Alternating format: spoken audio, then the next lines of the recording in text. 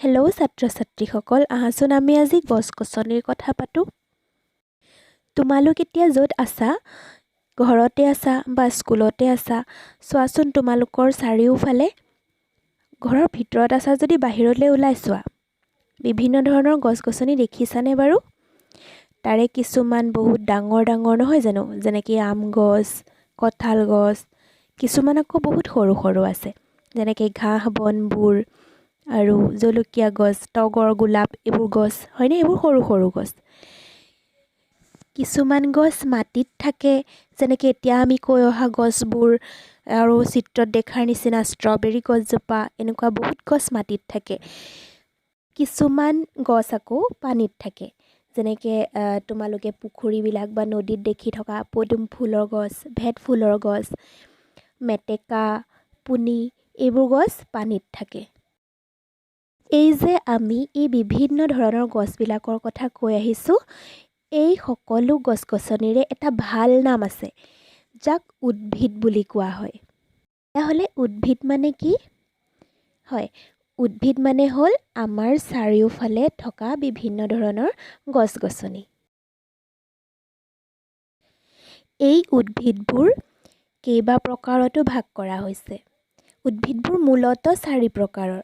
তাৰে প্ৰথমটো হ'ল বৃক্ষ, তাৰপৰা গুল্ম, তৃণ আৰু লতাজাতীয় উদ্ভিদ। এতিয়া তোমালোকে এই ছবিখন চোৱাচোন, কি দেখিছা বাৰু? এই গছবোৰ বৰ ডাঙৰ ডাঙৰ আৰু ওখ ওখ। লগতে এই গছবিলাক কি হয়, যথেষ্ট টান আৰু গছজোপাৰ ওপৰফালে ডাল পাতেৰে ভৰা। এনেধৰণৰ গছবোৰকে বৃক্ষ বুলি কোৱা হয়। তোমালোকে বাৰু বৃক্ষৰ কেইটামান উদাহৰণ দিব পাৰিবানে? এতিয়া এই ছবিখিনি চোৱাচোন। ছবিত থকা গছ কেইজোপা বাৰু চিনি পাইছানে? হয়, প্ৰথমজোপা আম গছ, তাৰপিছৰজোপা কঁঠাল গছ আৰু সেইজোপা বহুত ডাঙৰ বৰগছ।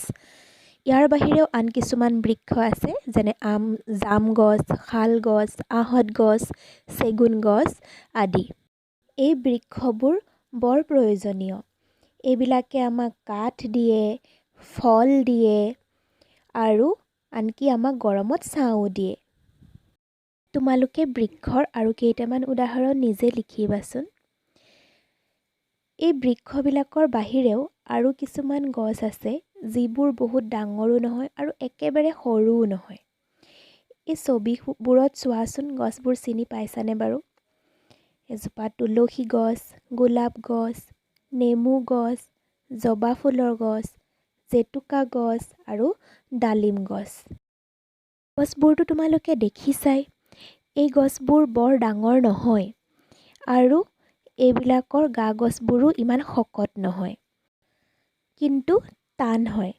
এই গছবোৰ চাপৰ আৰু জোপোহা হয়। এনেধৰণৰ গছবিলাককে গুল্ম বুলি কোৱা হয়। তোমালোকে গুল্মজাতীয় উদ্ভিদৰ আৰু কেইটামান উদাহৰণ লিখিবাচোন।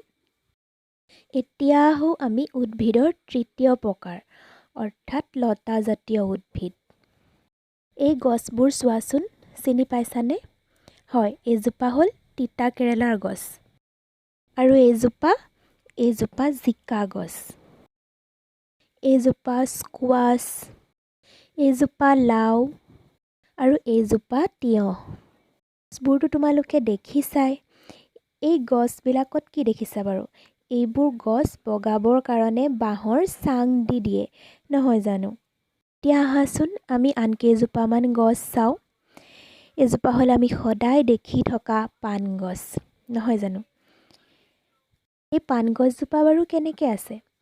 এইজোপা আন গছত বগাই আছে, নহয় জানো? আমি দেখোঁ যে পাণ গছবোৰ হয় তামোল গছত, নহয় আন গছত বগাই থাকে। এতিয়া এইবোৰ গছ চোৱা।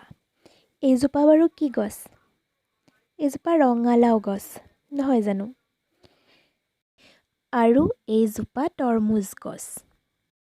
তোমালোকে দেখিছা যে এই গছবোৰ মাটিত বগাই যায়। দেখা গ'ল যে এই গছবোৰ হয় বাঁহৰ চাঙত বগাই যায়, নহয় আন গছত বগাই যায়, নহয় মাটিত বগাই যায়। কিয় বাৰু? কিয় ইহঁতি থিয় হৈ থাকিব নোৱাৰে? কাৰণ এই উদ্ভিদবোৰৰ গা গছবোৰ কোমল আৰু লেহুকা হয়।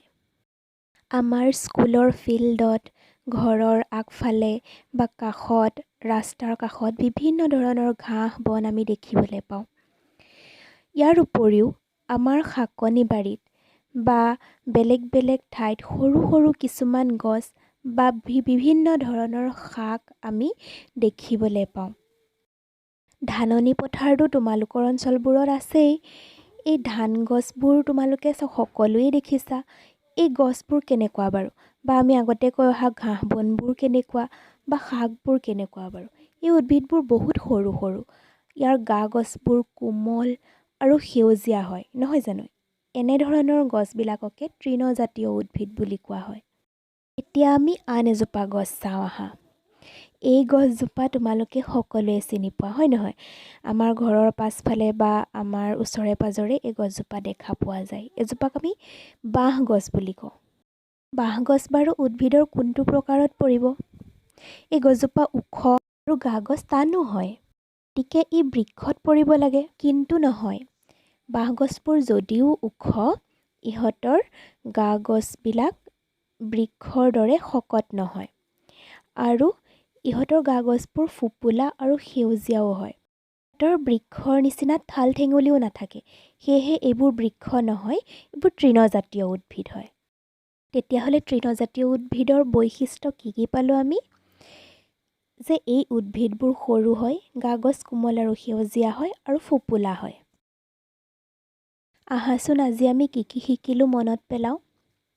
প্ৰথমতে আমি পঢ়িলোঁ উদ্ভিদ কাক কয় আৰু উদ্ভিদৰ প্ৰকাৰ, হয়নে? উদ্ভিদৰ প্ৰকাৰ হ'ল 4টা: বৃক্ষ, গুল্ম, লতাজাতীয় উদ্ভিদ আৰু তৃণজাতীয় উদ্ভিদ। বৃক্ষবোৰ ডাঙৰ ডাঙৰ আৰু শকত গছ, ডালপাতেৰে ভৰা, যেনেকৈ আম গছ, কঁঠাল গছ আদি। গুল্মবোৰ জোপোহা আৰু চাপৰ, যেনে গোলাপ, তগৰ আদি গছ। লতাজাতীয় উদ্ভিদবিলাক আকৌ আন গছত বা বাঁহৰ চাঙত বা মাটিত বগাই যায়, ইহঁত লেহুকা হয়, যেনে লাও গছ, জিকা গছ।